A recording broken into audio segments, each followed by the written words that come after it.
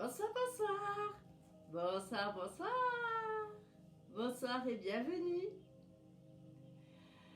Bienvenue, bienvenue. Ah, ça fait plaisir de vous retrouver.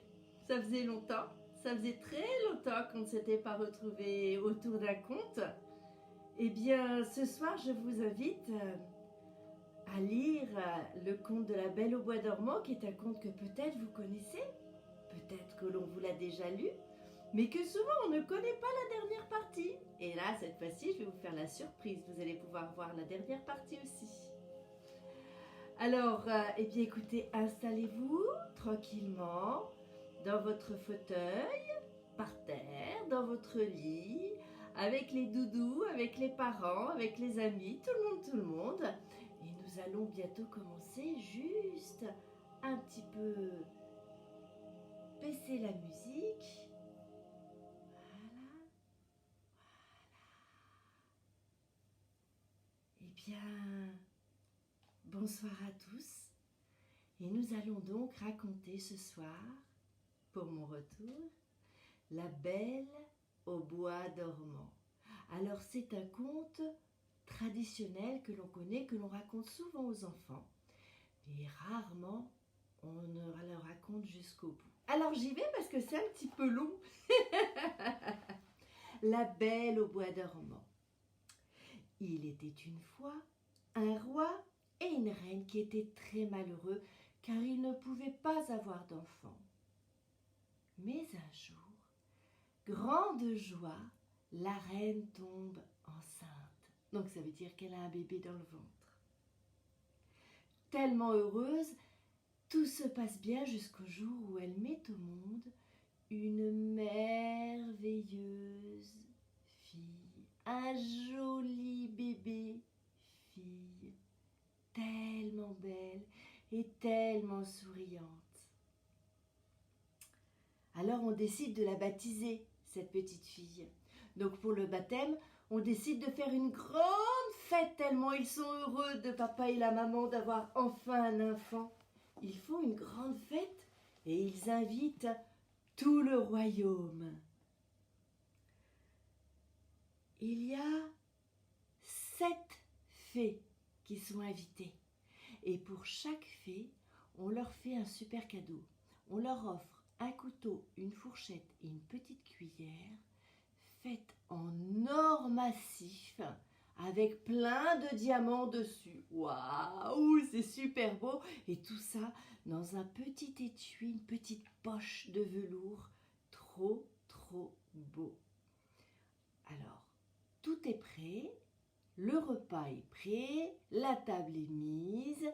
Les 7 fées sont arrivées et au moment où ils commencent à vouloir manger, tout d'un coup, la porte s'ouvre. Poum! D'un grand coup. Et là apparaît une 8e fée. Oh! Ils ne l'avaient pas invitée! Ben oui, d'un autre côté, ça fait 50 ans qu'elle reste dans sa maison et qu'elle veut surtout pas sortir. Et puis que sa maison, il y a plein de rats, il y a plein de corbeaux, elle est toute noire, il y a des toiles d'araignée. Alors c'est vrai qu'ils n'avaient pas spécialement envie de l'inviter. Mais manque de chance, elle a été au courant et elle est venue quand même. Alors tout le monde se tait, un petit peu gêné. Il y a la reine qui arrive. Oh bonjour, je suis désolée. Oh ben écoutez, on va vous faire une petite place. Elle essaye de trouver une petite place. Ils arrivent à la caser. Sauf que elle n'a pas le droit à la fourchette, au couteau et à la cuillère puisqu'ils en ont fait que 7. Donc le repas se passe dans une ambiance un petit peu tendue. Un petit peu tendue. Faut dire qu'elle est un petit peu énervée, hein, la 8e fée qu'on ne l'ait pas invitée. C'est pas très cool quand même. Donc elle rumine. C'est une fée, hein, mais bon, c'est une fée un peu sorcière, on va dire. Bon, le repas se passe. Et à la fin, les reines, les fées doivent faire des cadeaux à l'enfant. Mais la 7e fée, c'est la plus jeune. Elle est toute jeune. Hein. Elle se dit qu'il y a un truc de bizarre. Alors, elle se cache derrière des grands rideaux de velours. Et les fées viennent sur le berceau de la jolie petite fille pour lui donner plein de cadeaux. Alors, la première, lui donne la beauté. Waouh! La deuxième, l'intelligence. Ça, c'est bien pour l'école. La troisième lui donne la grâce, c'est-à-dire d'être très, très douce dans ses mouvements, très jolie, comme une danseuse tout le temps. La quatrième lui donna le don de danser, de savoir danser toutes les danses, le rock, la valse, la rumba, enfin toutes ces danses-là merveilleuses. Et surtout la valse, c'est beau la valse avec les robes de princesse, c'est beau. La cinquième lui offrit le don de chanter, de pouvoir chanter la la la la la la la la la. Toutes les princesses, elles savent chanter. Une princesse qui ne sait pas chanter, c'est pas une vraie princesse. La suivante lui donna le don de jouer tous les instruments de musique. Elle en a de la chance. Parce que alors moi, les fées, quand elles m'ont fait des cadeaux, elles m'ont donné plein de trucs.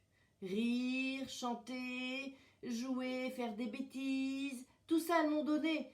Mais alors elles m'ont pas donné le don de savoir jouer des instruments. Et ça, j'aimerais beaucoup savoir apprendre. Apprendre à jouer du piano, de la flûte, du saxophone, du tambour, tout ça, eh bien, elles le savaient. Et puis, ce fut le tour de la 8e fée. Elle était encore en train de comme ça. Et la 8e fée fit ce vœu. Quand tu auras 16 ans, tu te piqueras la main sur un fuseau, sur une aiguille.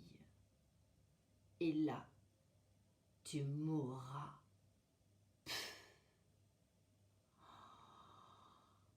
Tout le monde se fige. Tout le monde n'ose plus respirer. Devant cet horrible don qu'elle a fait à la pauvre petite enfant. Tout le monde tremble. La reine se met à pleurer. Et soudain, sortant de derrière son rideau, apparaît, vous savez, la 7e fée, la petite, la plus jeune. Elle dit, je savais bien qu'il y allait y avoir un malheur, alors je me suis cachée. Je ne suis pas assez forte pour faire en sorte que le don de cette horrible, méchante fée soit 0. En revanche, je vais un petit peu le changer. Oui, à 16 ans, elle va se faire mal avec le fuseau, mais elle ne va pas mourir, elle va s'endormir pendant 100 ans. Et elle ne se réveillera qu'au bout de 100 ans, et c'est le fils d'un roi qui arrivera à la réveiller. C'est tout ce que je peux faire, je suis désolée. C'est déjà mieux que rien, se disent tous, mais la fête, elle n'a pas eu lieu. Ils étaient tous tristes. Et le roi, il a eu tellement peur qu'il a interdit toutes les aiguilles, tous les fuseaux. Alors les fuseaux, c'est ce qu'on prend pour faire de la laine, pour tirer les morceaux de laine. Et bien, tout ça, c'est interdit. Tous, ils sont tous brûlés. Si on en garde un, on risque la mort. C'est ce qu'a décidé le roi. Alors, je peux vous dire que tout le monde a jeté les fuseaux. 16 ans passèrent. Pendant 16 ans, tout s'est bien passé. D'un autre côté, c'est dans sa 16e année qu'elle allait avoir un problème. Un jour, la jeune fille courait dans le château. Elle courait partout. C'était une jeune fille pleine de vie, alors elle courait, elle descendait, elle traversait les jardins, elle remontait dans les tours, elle redescendait, elle recourait, elle sautait par-dessus les murs. Oh là là, un vrai papillon. Et un jour, elle courait comme ça dans le château, quand soudain elle a vu une porte ouverte. Alors comme elle est très curieuse, elle pousse la porte. Et là, devinez ce qu'elle voit. Elle voit une vieille femme, très douce, très gentille, qui était en train de filer la laine avec un fuseau. La jeune fille, ne sachant pas ce qu'il y avait au-dessus d'elle, comme don, demanda à la vieille femme « Mais qu'est-ce que tu fais? J'ai jamais vu personne faire ça !» Et la vieille dame lui dit « Mais ma belle enfant, je file la laine pour faire des chandails, pour faire des pulls, pour faire des couvertures. Est-ce que tu veux essayer ?» « Oh bah oui !» dit la jeune fille. Et à peine avait-elle pris la place de la vieille femme qu'elle se piqua la main avec le fuseau et qu'elle s'endormit. La vieille femme, qui ne savait pas ce qui se passait, se mit à crier, à hurler. Tout le monde est arrivé, le roi, la reine, les médecins. Ils ont essayé de la réveiller, de lui balancer des seaux d'eau sur la figure, de lui faire des chatouilles, mais non, non, non, elle dormait. Alors le roi se souvint de la prédiction de cette vieille femme méchante. Il fit prendre le corps de cette petite fille, de cette jeune fille à 16 ans. Il l'a mis dans un beau lit, un grand lit, et il l'appela la 7e fée. Maintenant, elle est un petit peu plus âgée. Elle arrive, alors elle décide d'endormir tout le monde. Et d'un coup de baguette magique, elle endort tout le monde. Les chats, les chiens, les oiseaux, les servantes, les serviteurs, les femmes de chambre, tout le monde s'endort, sauf le roi et la reine. Même le feu dans la cheminée s'endort. Tout le monde s'endort. Et elle dit au roi et la reine, « Maintenant vous devez partir loin, très très loin. Votre fille va dormir pendant 100 ans. » Alors le roi et la reine prennent la grosse clé et sortent et ferment à clé la grosse porte, en espérant que personne ne pourra jamais venir avant les 100 ans pour embêter leur fille. Mais de toute façon, à peine sont-ils partis, à peine ont-ils tourné les talons que une grande forêt bien épaisse, bien sombre, avec plein de ronces, se met à pousser tout autour du château. Et tout le monde s'endort.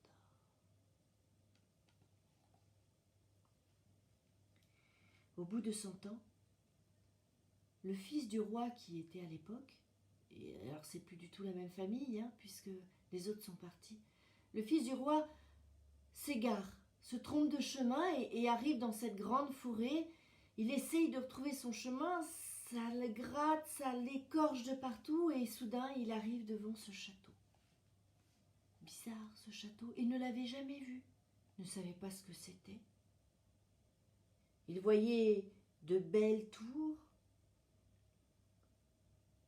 Tout d'un coup il se souvient que on disait qu'il était hanté, mais lui il n'y croit pas. On lui a dit aussi qu'il y avait un ogre dedans, mais il n'y croit pas. Et puis, un jour, un paysan lui avait dit qu'il y a 50 ans, il avait entendu son père raconter que dans ce château, il y aurait eu une princesse endormie qui attendrait un prince, etc., etc. Sur le moment, il n'y avait pas cru, il croyait que c'était encore une de ces légendes. Mais tout d'un coup, il se dit, pourquoi pas? Alors il décide d'entrer pour voir, pour savoir, est-ce qu'il est hanté, est-ce qu'il y a un ogre, ou au contraire, est-ce une belle jeune fille endormie? Et au fur et à mesure où il avance, tout s'ouvre devant lui. Les arbres tout d'un coup se mettent à se bouger, et puis les ronces aussi, elles décident de partir, de lui ouvrir une place, et puis il arrive devant le château, et là la porte s'ouvre, vous savez, c'est les portes qui descendent comme ça, la porte descend, il repasse sur le pont, là la grosse porte toute énorme s'ouvre devant lui, c'est étrange, il y avait un silence affreux, lourd, puis partout des gens dormaient, étrange, des chiens dormaient, étrange, des chevaux dormaient, étrange, partout des gens dormaient. Alors il traverse la grande cour, il arrive à la salle des gardes, il monte les escaliers, tout le monde dort, tout le monde dort. Et soudain, il voit une porte avec une lumière qui brille un peu comme ça. Il la pousse et là, il voit sur un lit magnifique une beauté, une jeune fille extraordinaire avec un beau visage tout doux. Alors il s'approche, tremblant d'admiration et tombant tout de suite amoureux, et il se met à genoux auprès d'elle et lui prend la main. À ce moment-là, l'enchantement, le mauvais sort de la vieille fée s'en va et la princesse se réveille. Très délicatement. Nous les princesses, on se réveille très délicatement. Oh mon prince, est-ce vous mon prince? Et tous les deux se regardent et dans leurs yeux, tout de suite, c'est l'amour qu'il y a. Ils tombent amoureux l'un et l'autre. Ils sont tellement heureux tous les deux de s'être retrouvés. C'est beau qu'ils décident de se marier. Et à ce moment-là, tout le château reprend vie. La forêt disparaît, les animaux recommencent à avancer et tout le monde est content. Et l'aumônier, le curé, il se réveille. Alors le prince l'emmène et il lui dit « Allez, maintenant, nous allons nous marier. » Et ils se marièrent. Ce fut un grand jour. Ça, c'est la fin de la première partie. Cette histoire, vous la connaissez tous ou vous l'avez déjà entendue. Mais la deuxième partie, vous ne la connaissez pas. Le lendemain matin, le prince quitta la princesse pour retourner chez lui. Il raconta qu'il s'était perdu et qu'il avait couché dans une maison dans la forêt. Le roi, son père, le crut. Sa mère a trouvé ça bizarre parce que tous les jours, il partait à la chasse. Alors elle se dit « Ah, mon fils est amoureux, il a une amourette quelque part. » Elle ne savait pas qu'il était marié. Ainsi, ils vécurent 2 ans ainsi comme ça, la princesse dans son château et le prince qui faisait des allers et retours. Personne ne savait qu'il était marié. Sa mère pensait juste qu'il était amoureux. Et puis, au bout de ces 2 ans, ils eurent des enfants. Une petite fille qui s'appelait Aurore et un petit garçon qui s'appelait Jour. Au bout de 2 ans, le grand-père, en fait le papa du prince, le roi, mourut. Donc le prince est devenu roi. Ça commençait à être compliqué pour lui de faire des allers-retours. Et puis, il dut partir à la guerre. Il n'allait pas laisser sa femme et ses enfants comme ça, tout seul.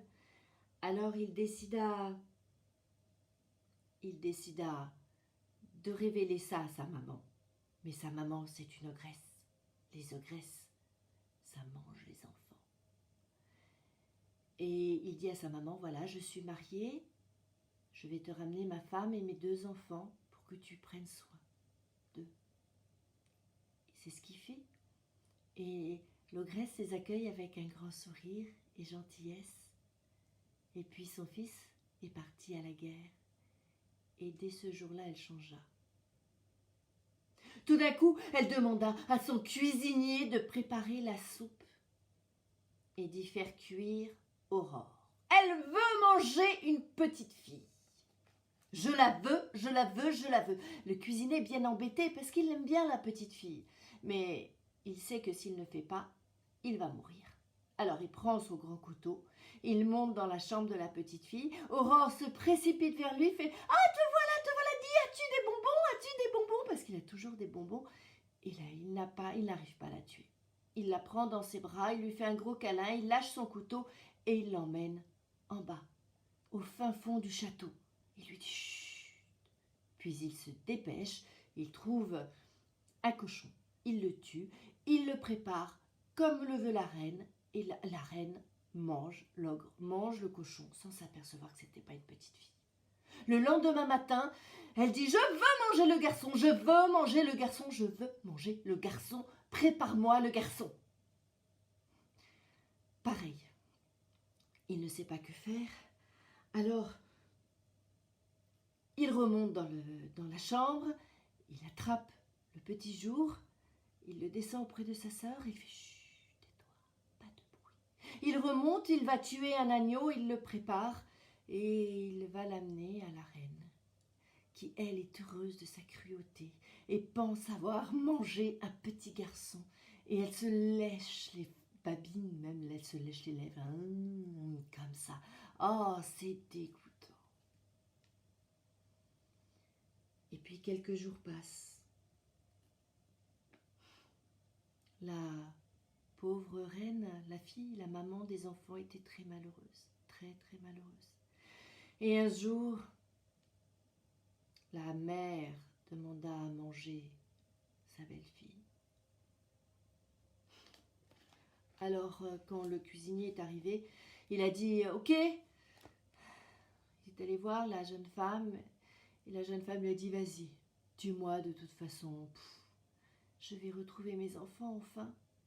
S'il te plaît, tue-moi. » Mais à ce moment-là, il lui dit « Non, je ne vais pas vous tuer parce que vos enfants sont en vie. Je les ai cachés. Venez, venez, nous allons les retrouver. » Et il emmène la maman retrouver ses enfants. Mais chut, il ne faut pas faire de bruit. Et il remonte, il attrape un chevreuil, il tue le chevreuil et il en fait un beau ragoût et il le propose à la méchante reine, qui le mange en étant sûre de manger la reine et comme ses enfants. Oh, c'est pas gentil, qu'elle est pas bien, elle est pas bien cette reine. Comment ça va se terminer l'histoire? Eh bien, un jour, la reine, elle a fini de manger le petit garçon, elle a fini de manger la petite fille, elle a fini de manger la maman. Elle se promène dans le château pour trouver quelque chose encore à manger.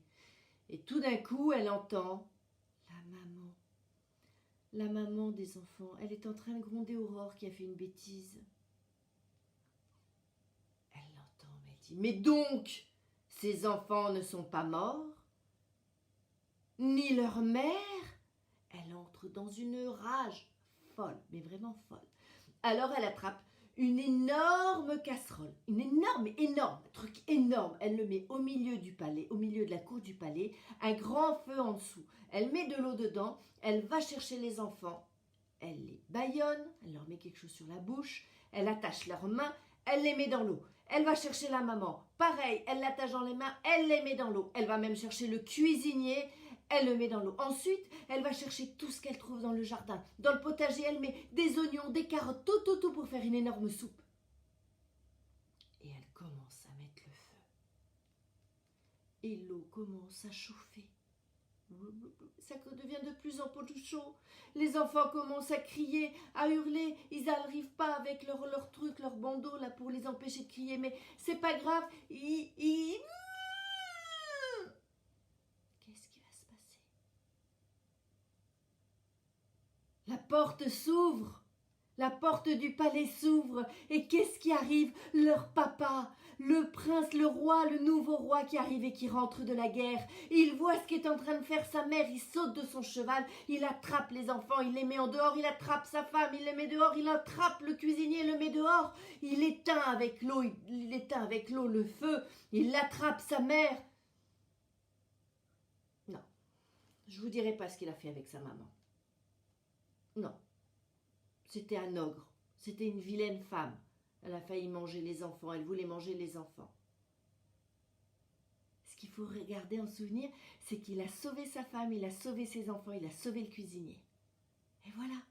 C'est ça la vraie histoire de la Belle au bois dormant. C'est comme ça que ça se termine. Parce que vraiment, ils s'aiment tellement tous les deux. Voilà. Et alors donc, on dit que... Ah bah oui, ils vécurent heureux et eurent encore beaucoup d'enfants. Oui, ils vécurent heureux et eurent beaucoup d'enfants. Eh bien, sur ce, je vais vous souhaiter une très belle soirée. Je vais mettre un petit peu de musique. Je vous souhaite une très belle soirée. C'était un grand plaisir de vous retrouver et j'espère bien vous revoir très bientôt. Allez, Au revoir. Belle soirée les enfants, belle soirée les parents, belle soirée les grands-parents, les tatis, les tatas, les amis, les chiens et les doudous. Bye bye.